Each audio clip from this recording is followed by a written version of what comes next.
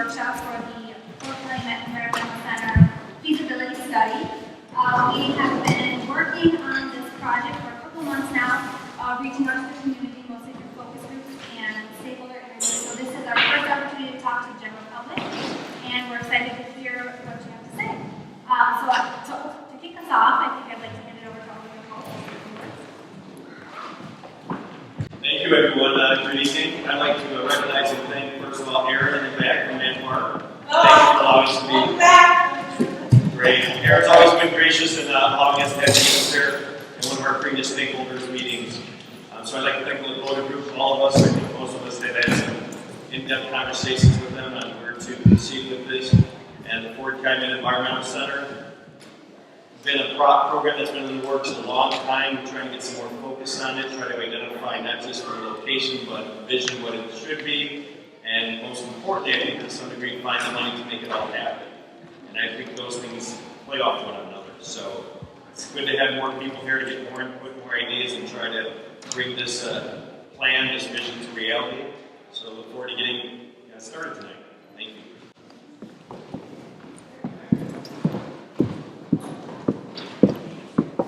Alright, so I'll just go over the agenda for this evening. We are going to go through a brief overview of the project, of what we're doing, and what we expect our outcomes to be. And then we're going to spend the majority of tonight in small groups at tables. If you interviewed with us before, it's going to be a very similar conversation, but of course we've got different faces here, so we hope to get some good ideas out of tonight. Then we're going to talk at tables for about 45 minutes, and at the end of the night, each table will report back what they heard. So, just quickly to introduce our project team, I'm Sarah White with the Lakota Group. I've got Scott Ferris here also, Becky Hurley and Ian Simpson, also Russ from Primera, back there, and we also are working with architect Bailey Edwards. That's our team. I think I'm going to hand over to Scott now to talk a little bit about the project history and our process. Thank you, everybody. Can everybody hear? If you can hear, just stick your hand up so I can speak up a little bit louder. As Sarah mentioned, we are, the Lakota team has been asked by the Park District to step back in the process. And first of all, before I forget, I want to introduce Jada from the Park District, our leading the whole process. So while we're here, this is our leader of the process. So the Park District asked us to step back in the process and give you a little time. We are doing a feasibility study. So what's really important to understand about the feasibility study is we're assessing what we should do moving forward with dollars allocated to the Fort Environmental Center. What we're not doing is we're not designing the building right now. This is not an architecture. So that's so important. We know that a tremendous amount of work went into the previous process to develop a beautiful facility for a specific site, and that's all good, and that's all in the memory bank that we pulled out and used as we move forward in the process. But tonight, as we move forward in the process, is feasibility. What should it be? How should it look? Where should it go? What are the things that should be in it? Who should be using it? Who are all the different entities that are out there that we should have to be a part of this great experience? And ultimately, as part of this process, we'll talk about the goals. We need to support the goals of this mission, which are much bigger than just building a facility, but looking at economic development, looking at job creation, looking at environmental stewardship, education, recreation, just put ourselves on the map and making something special out of it. That's the underlying goals behind whatever we do with these dollars that are allocated. Now, the process started a while ago, and we were jumping in it in 2014, so you can see that there's been a long time period, and I know that many of you here have a tremendous amount of history in the process. If you're involved, understand it, have your hearts in it, want to see something happen, we're trying to move forward. This isn't the process of reinventing anything other than just carrying the ball forward in time. And ultimately, at the end of the process, of taking it from where it was, moving into achievable reality.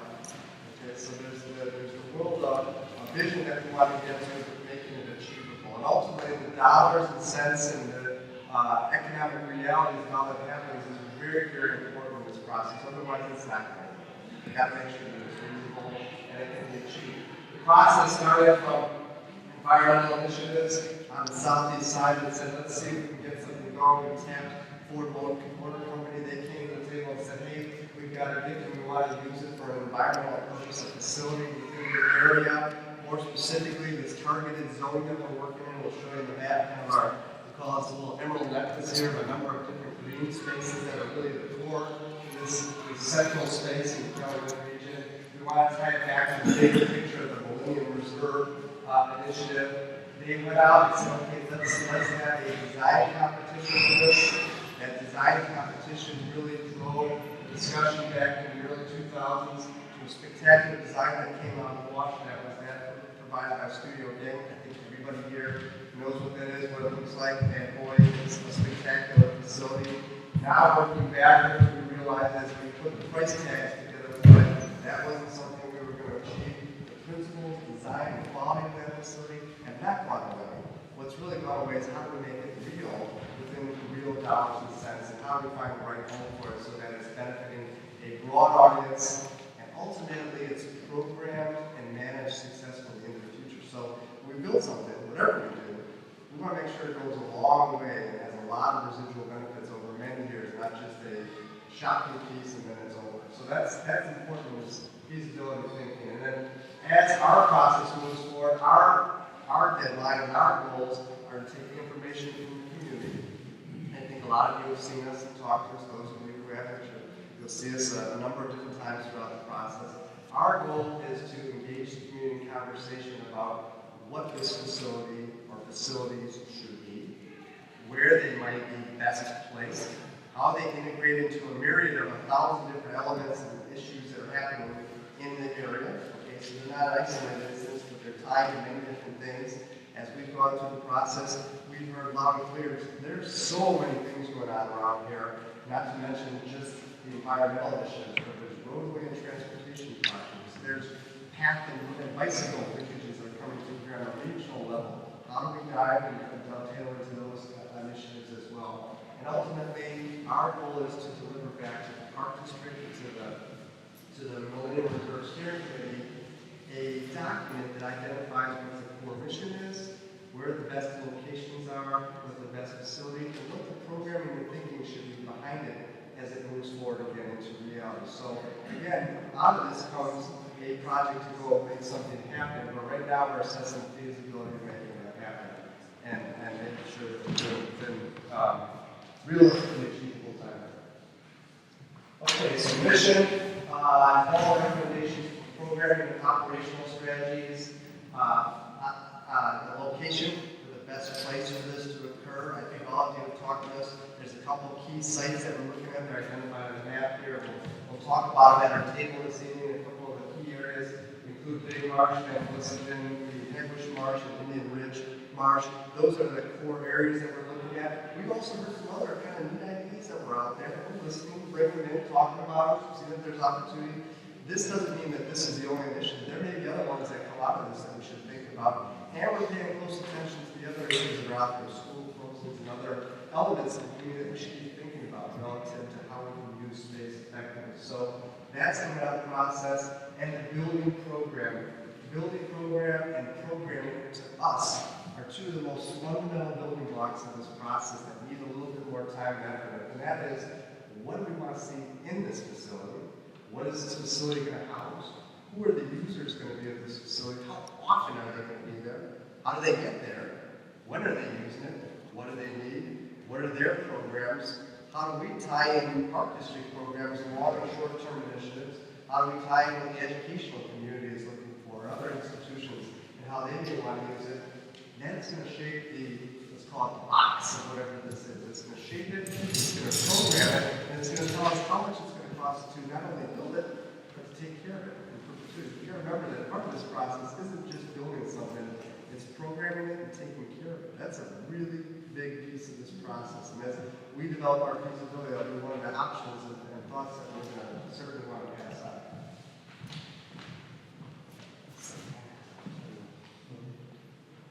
So from a timeline perspective, where are we in the process? We're in a three-part process that goes from engage, analyze, and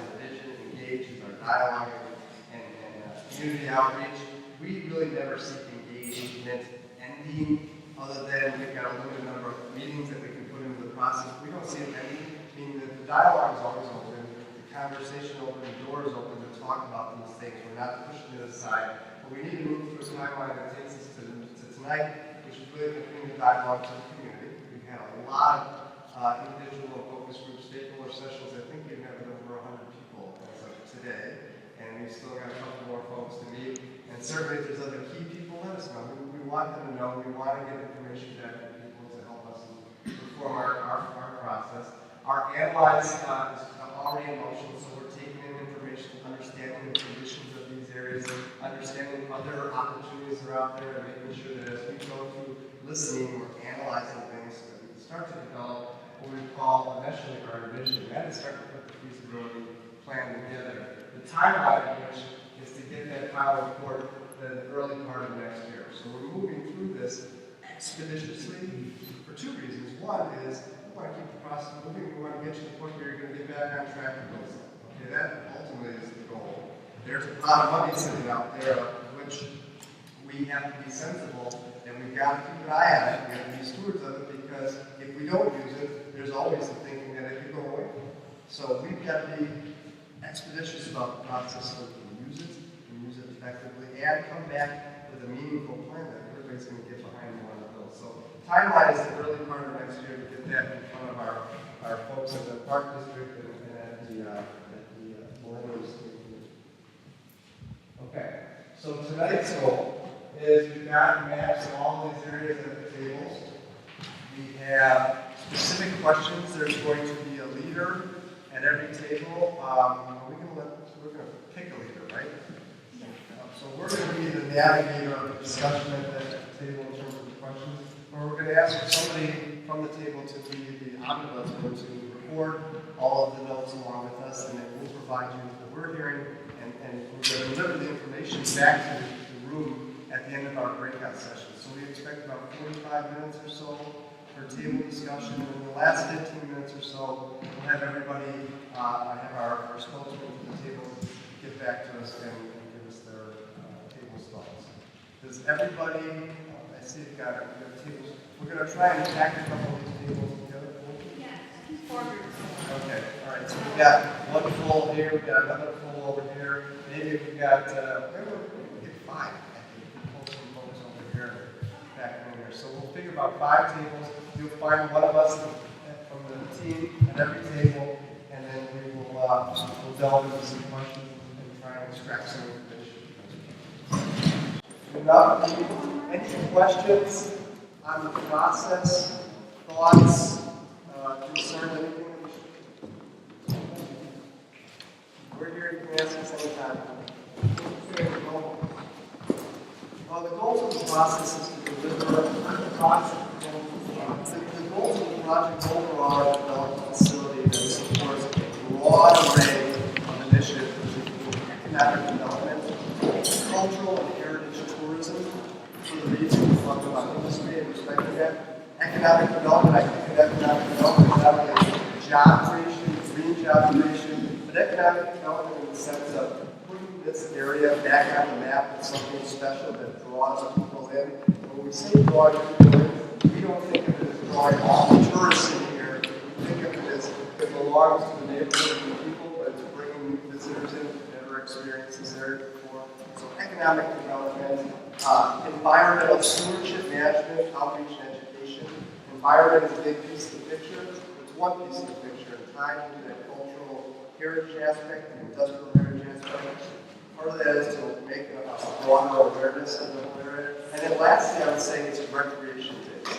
And recreation based from the standpoint of active and passive recreation. There's certainly all kinds of pursuits there. And what we want to think of as recreation is another broader market. So everybody knows there's big plans for big market for bicycle, but there's also big plans to have bicycle trails and regional trail linkages through here from a broader array.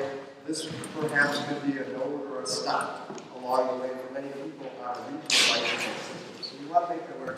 One thing we thought was really interesting in the process as we listened is making more an awareness, because we talked about environment as the environment of these particular sites, but making more awareness of the water bodies that are here, the water that's out there.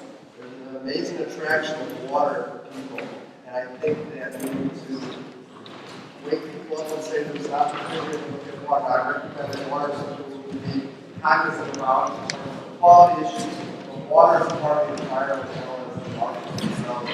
Let's think about that. So, broad spectrum, we have a lot of buckets, as I mentioned. We want to make this give a lot of different niches of the market and interest groups so that we can support water.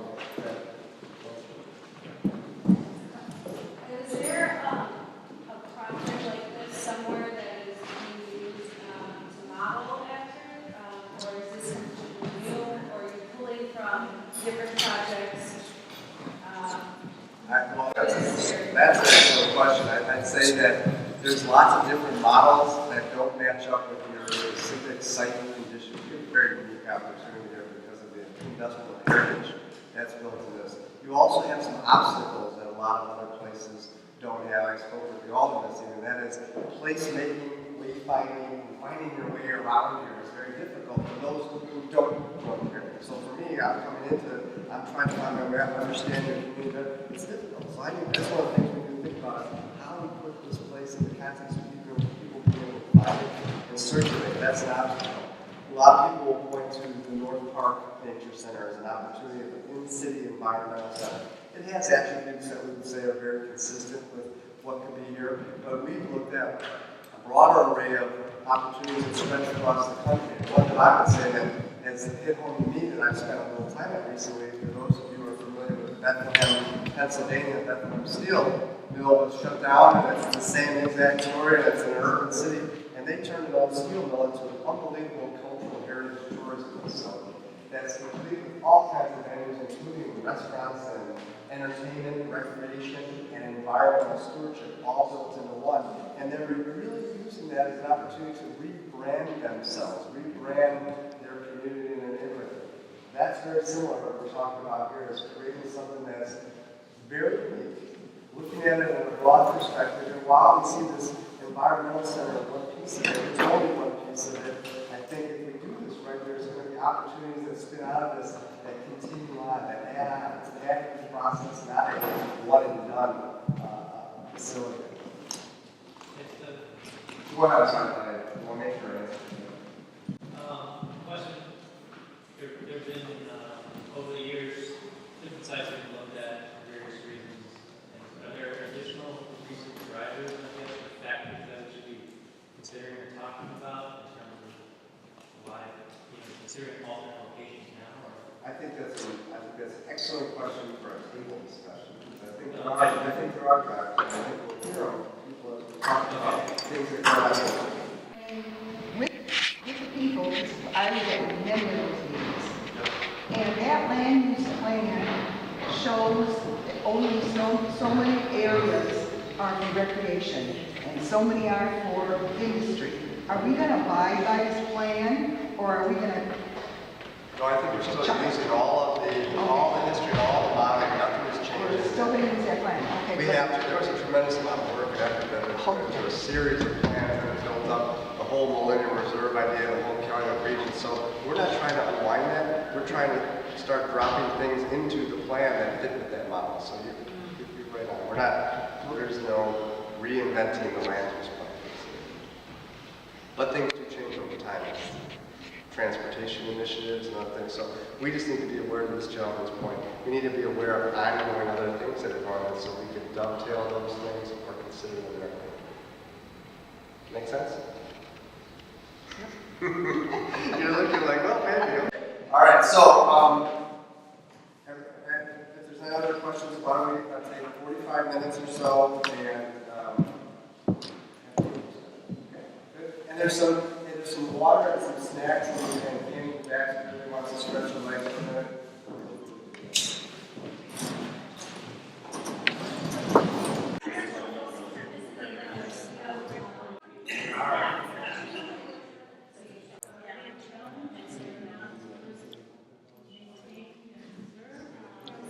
Okay. You can tell them the last person to show up has to report.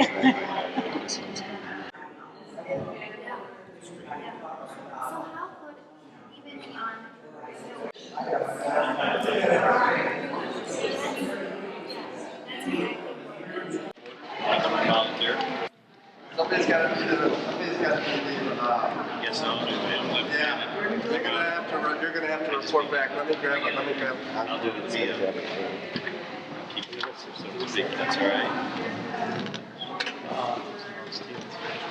I'm coming around. Oh, all right. So you're gonna facilitate? I'm gonna facilitate the discussion. All right. Glasses. Oh, everybody's looking at me. Here we go. All right, so we've got a series of questions here. We're using just a more not necessarily to answer them all, but to integrate discussions. First of all, and we've asked these questions to everybody as we've gone through our regular discussions with people. So we're trying to document commonalities between different groups. The greatest challenges in Calumet region. And we've got a number of them on here, and we want to engage a little bit of what we think are the real hot topics. So we've got infrastructure, we call that transportation and utility, recreation, natural resources, the history and culture, jobs and economic development, identity and sense of place, and access and visibility, among others. So, Challenges in regard to the environmental center itself, Challenges or for the- yeah, overall? that's the challenges for the region, so we understand the broader, so we're constantly aware of the broader perspective as we learn. And then we'll get down more into the actual area itself.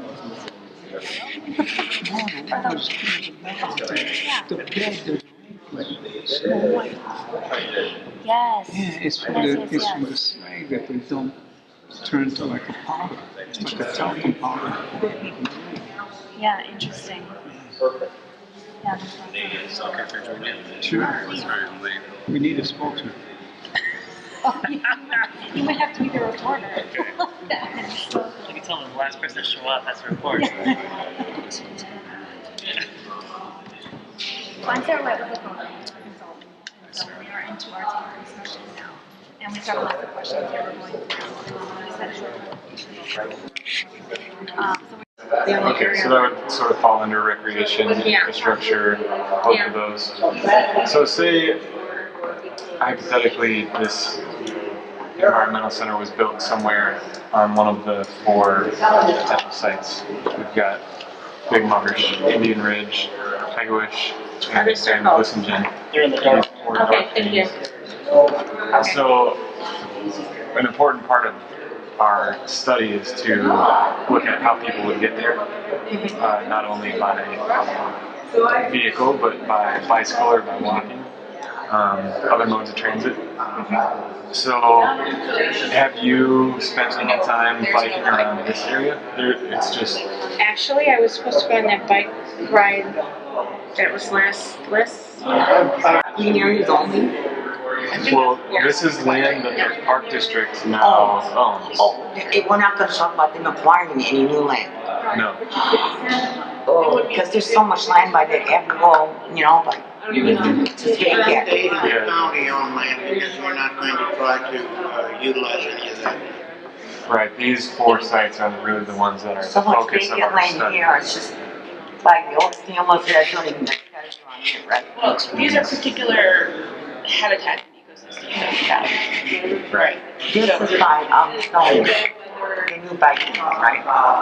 Stone Mountain, Big Marsh, with the bikes Yeah, there's a already. bike route over Did here. the brand new So thing they that- just went through. It opened up already? Okay, it's on there. I thought it was any others? They mentioned that. I wasn't here. Yeah, 122nd in Tolerance.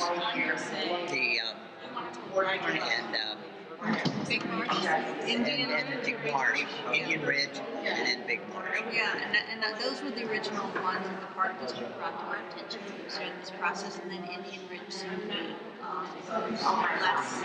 less appealing.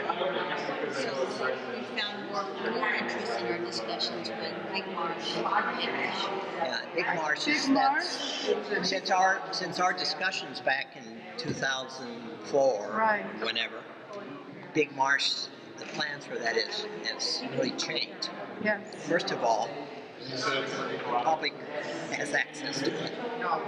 Because previously it was owned by But now, But in talking to some of the old DNR people, not DNR, the environmental department, I was talking to Aaron, and he said they picked the site based on after evaluating everything that was most suitable. And so they went through a lot of evaluation already, so why are we going to question their choice? yeah, and how big of And Big Marsh, we've already been told that only the bicycle park would only take a small portion of it, and everything else would be left to be just hiking trails and so forth. So now why would we add perhaps more parking lots, another facility? It doesn't make sense. No, I agree. I think all the prior discussions that we've had about this ended up there, and I don't see any reason for moving it. I agree. Okay, the other thing is this too. Big Marsh already has its draw. It has this world-class bike park. We need to bring something now into the other parcels to make them attractive to people from all over. So that's why I would say Hegwish Marsh once again. And the value in doing Hegwish Marsh is we're hoping eventually the landfills will then make an effort. It's closed already. We want to see something done there. So this would be the spur. This also has riverfront that can be developed because it's already partially used for recreation, but it's never been developed as much as it can be. That would be another reason to put it here. So you have catalyst here, you have catalyst here. We need to start putting our catalysts around so that eventually it kind of all comes together. Because it's going to be, it's a challenge. It's a challenge. Transportation, it certainly is. But see, the 30th can go straight down. Yeah, and then the train also, the South Shore. Yeah. It's a small distance away. Yes, exactly. So I mean, for public transportation purposes, if we're from our standpoint as an environmental group, we truly do support public transportation, utilizing it. Yeah. So we don't want to make the facility something you can only get to by car. Exactly.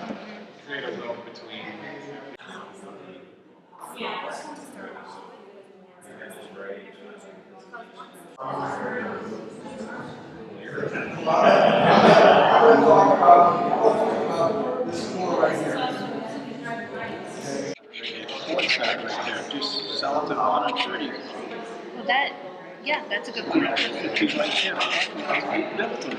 Yeah. I mean, you have to update it, you know. I want to make another comment on the idea of, adding a venue for cultural activities and things like that here.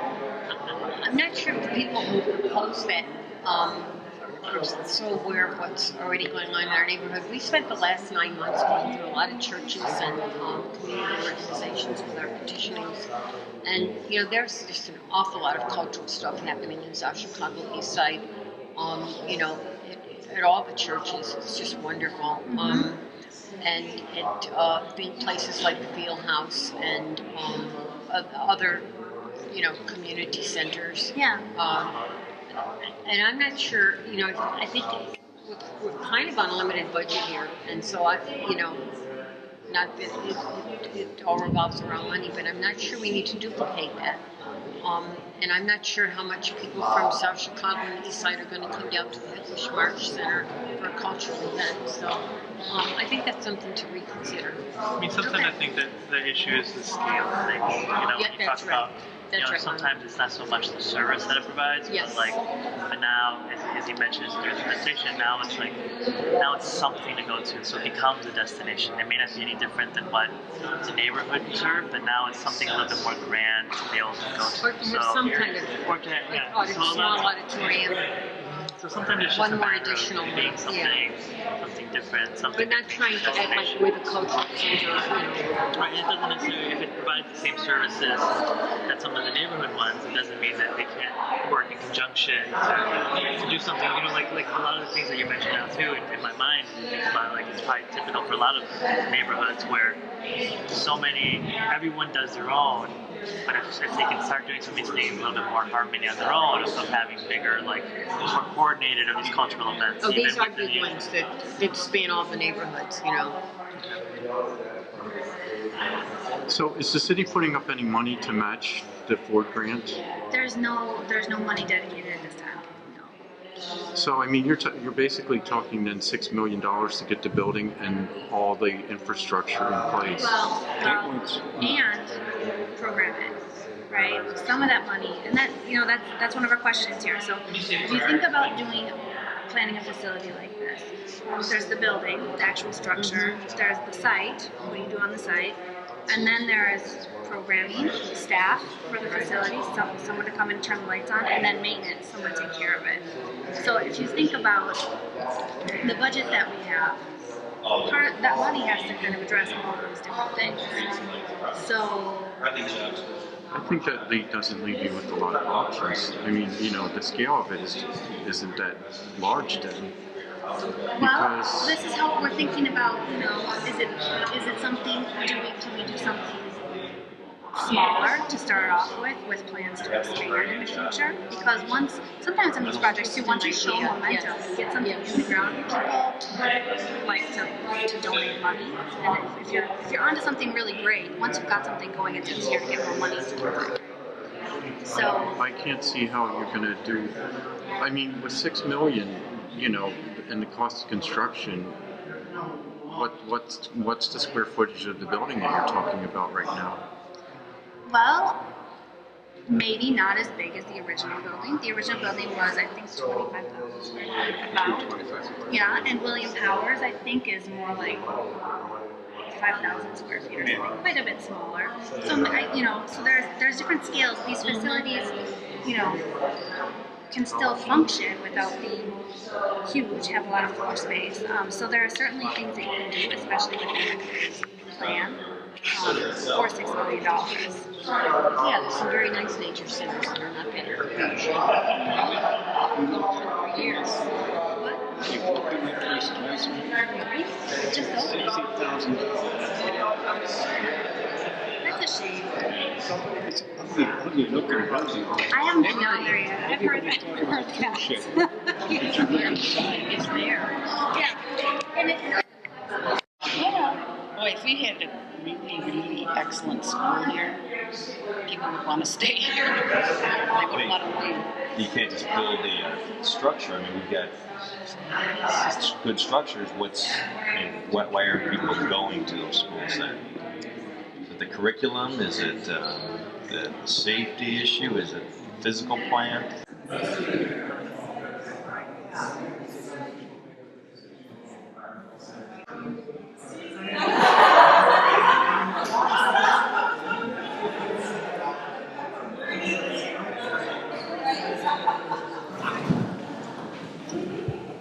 we've got some folks from the area. We've also got a representative from Studio Bain, original architects. So we had a good discussion, and we have 3 things to report back. First, our group really liked a lot of the design elements of the original building and would like to see those elements carried forward in whatever happens. They liked the reuse of reclaimed materials. They liked how it was integrated into the site, and they also really liked how it was very low impact and didn't disturb the wetlands. In terms of site, they really feel strongly that Hagler's Marsh is a great site for this facility. And there wasn't a lot of flexibility on that. They think that there's a lot of opportunity at that site for a facility like this. They think it's beautiful, it's been restored nice, and they think that that's the best place. In terms of priorities, really, natural area interpretation is number 1. That's the thing that they think is most important to address with this facility. Second priority is recreation, low-impact recreation opportunities, and also education for little kids through high school kids, and maybe even adults. So that was our discussion. It was a great discussion. Thank you.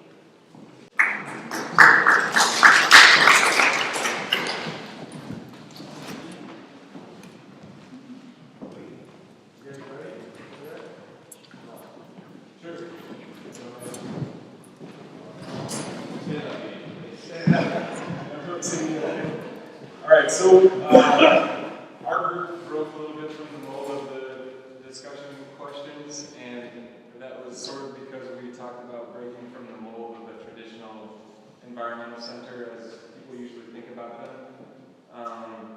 So we were saying, maybe it's not just a building where you go spend a couple of hours, but it's more story, an interactive story about the whole area. So we identified challenges being access, visibility, and safety. We identified needs being more community activities and programming, as well as economic development, especially for local small businesses. And so from that and from the idea of breaking the mold of the traditional environmental center, we said the opportunity is to create a network of ecological assets, historical and cultural features that are connecting the community together, as well as providing a draw-in for the region for other people to come spend time in the area and invest money in the area. So rather than just having a 2-hour experience in a building and learning a few things about nature and maybe some history, having more of an immersive full day experiencing the whole area via a network of trails and connections and maybe scavenger hunts to go find things around the area and things like that. What's that?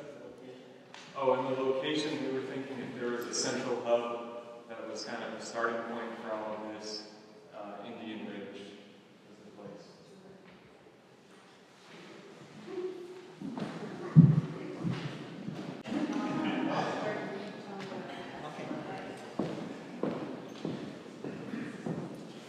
So our group is also very excited by the existing design.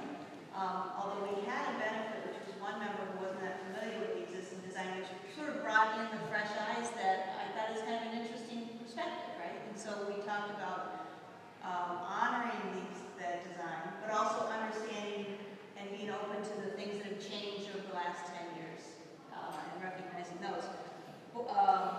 Economic development was always a priority, a concern, an obstacle, and that kept coming up through our conversation. And what I got from the table was a real interest in doing something bold, something that's a catalyst, something that will begin energy in the whole region and begin to draw people throughout the community. There's, I think, a sense of let's not compromise, right? Let's not take the money, the $6 million that's available, and divvy it up into building and programming, but rather proceed and use that money, earmark that for construction, building, and get busy and try and uncover more rocks, philanthropy, and public support when it comes to programming and maintenance. In terms of site, I think there was a strong sense that Eglish was probably the way to go, right? Is that clear? Okay. And that Big Marsh has something going for it, which is this bike park, and the rest of it should be preserved and kept open. But one way to be to maybe achieve a larger dream is to approach this in a modular way. So it could be that this construction piece or this project, whatever it is, could happen over time. And we could talk about sort of doing what we sort of refer to nodes. I mean, creating something that draws people through the community. Education is an important part. Workforce is an important part. What did I forget? I think they brought up the importance of connecting all the site locations that we're talking about. No matter where the central building is, there should be connections. Bikes and also shuttles for especially people who are disabled, just can't get around like that. Fair enough?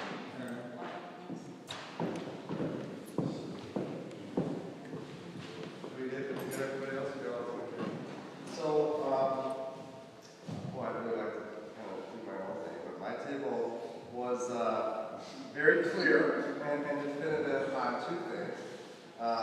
First of all, I think the effort and goals and design that are inherent in the game studio project were highly respected and something that is greatly desired at some level in this process as we move forward in the facility. So first of all, that would be one of the key things to take away. We talked about the region, defining the region more specific to the area that we're we're looking at here as opposed to getting too broad of it.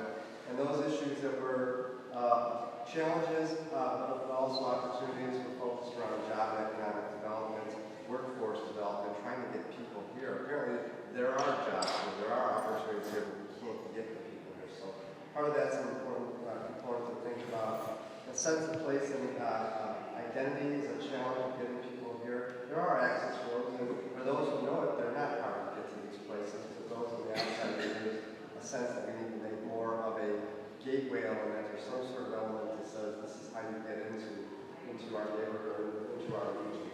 History and culture and tourism were talked about. In fact, we had a lot of discussion about the concept of, I think somebody else had this, of maybe rebranding the name of what this is and not necessarily just automatically term it the environmental center, and start to think about culture and history and tourism into that so that it's a broader perspective. Environment, a major component of it, but while we all focus on environment, we think of the outdoors and the outdoor spaces, and we also want to reflect on the uniqueness of this, which is the history, the culture, and the industry that's here.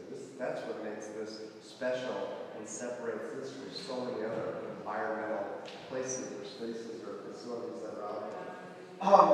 I think universally, our table is very much focused their thoughts and energies towards Haggish Marsh. We heard that from a lot of other folks. Well, there was some dialogue about other opportunities, and we certainly had some consistent thinking in terms of linkages, breaking this down and thinking of this as individual or modular parts that can be added on over time, whether those are linked by a series of connections or linkages, or they're on one site that is actually broken down into multiple pieces. That was very important. We did have a really good discussion with regards to the allocation of dollars. And the dollar amount kept going up at our table. I kept giving them more and more money. At one point, I think we were up to $100 million giving them. And then I told them it was 12% interest rate, all of a sudden it came back down to reality. So when we talk about the numbers, we talk about big numbers, regardless of what the final budget is to move this forward or where other dollars might come from. We tried to break it down in terms of percentages to each of these pieces. And then we had lively discussion amongst those as well. So building, we were generally in the 40% of our budget should go to the building, 20% to the site, and we broke down site to understand all those things that are going on the site, which include the wonderful boardwalks and the outdoor exhibits or the signs or the utilities or the parking lot. There's a lot of things that come with this that aren't just the building. We talked about 20% for facility programming and management, 20% for maintenance and long-term upkeep. What came out of that was more important in that discussion was a realistic understanding that we need to program this and run this like a business. And with any business, we need to challenge ourselves to understand what it takes to make this work for the long term, not a one and done. We want to make sure that this goes on and can be used and re-looked at and used by a variety of people. So we started talking about the topic of, are you willing to pay for this facility, to use this facility?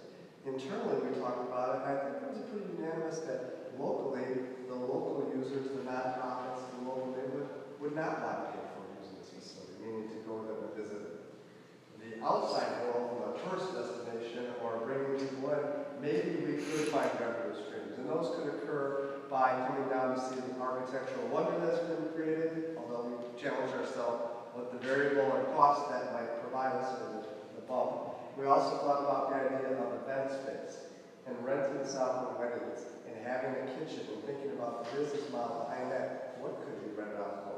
What do other local facilities in the community, or are they not even available? Are they not out there? Are we losing people who talk about the Indiana venues for weddings? So we started thinking about revenue, because revenue is an important piece of a business plan, and we have to somehow relate this back to a business plan because we want this to be a successful entity. And so it was a very good discussion in terms of dollars and cents and getting real and starting to put those into the mix. So that came into the discussion. Wayfinding, adaptability, and phased implementation of the other pieces. Understanding that we need to be realistic and make sure that this becomes a realistically achievable solution. Put it out there. Education was also one of our topics in terms of broadening the perspective of education in the conversation of this facility in the area. I think that's about it. Anybody else? You didn't mention the fact that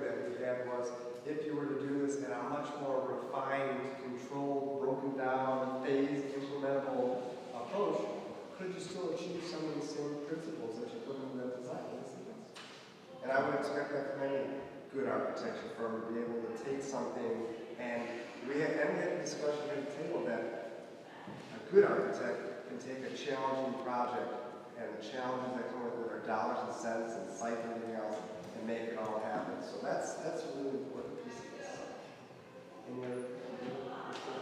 Anybody else have any other key questions? I think we're getting near past our time allotment, and appreciate your input. Yeah, I just had a concern I've been thinking about this for a while. We're located southeast of Chicago. We're within a bike ride of Indiana and south suburbs. How are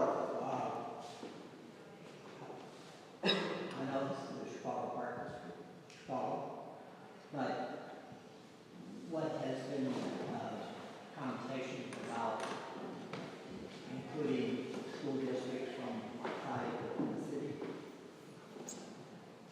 In the conversation of this process, the stakeholders, or the conversation with future users? Oh, I think as part of our thinking, as part of a feasibility study, we need to think of all of the users that are going to set foot in this facility or use this beyond just the community. One of the conversations we had, I think I alluded to before, is there's two audiences. Audience one is the community. People who live here understand where this is, understand where it came from, or where they want to go. And then there's the way outside community, and that's everybody out there that could participate in this place. Schools, institutions, user groups, individuals, from as broad a perspective as we could possibly reach. But to get to that, this feasibility study will identify that one of the most important things is telling a compelling story about what we're trying to achieve and why they should come and experience this. If we don't have that story, or if you don't create that, it's not that if you don't create that story, the Park District can't carry that forward, we're not going to have a successful project. And there is a level of marketing, we talk about marketing and branding and promotion that's really inherent in the economic sustainability of this piece. So before we all meet, I'm sorry. In regard to the compelling story, it seems to me that a facility like the one you're talking about should capture the stories of the environmentalists here, the activists, who have had ordinary lives to lead, as it were, but have done extraordinary things, stood up against some of the major polluters in the area and whatever else. And I think they'd be a little shy maybe about sharing their story, but I don't think there's another community in the city, perhaps even beyond that, that has so many people who have made such a difference in everybody's lives. And they should be celebrated. They could all raise their hands now, but I bet they won't. At your tables, there's a comment card. So if there's something that you want to sort of something you have not expressed yet, or the one thought that you really want us to take away, please feel free to use this card. And there's also a survey, a very quick, just 8-question survey. So please take a minute before you leave and fill this out. It's basically yes, no, not sure. So it should take you like 30 seconds, a minute. So can you do it? Survey that was online? It's the same survey that's online. That's right. So you can send me same survey that's online. So this is easier for you. Please take it here, or yes, you can definitely take it online as well. Yeah. And then there are boxes there to turn in your comment cards and your surveys. It's anonymous.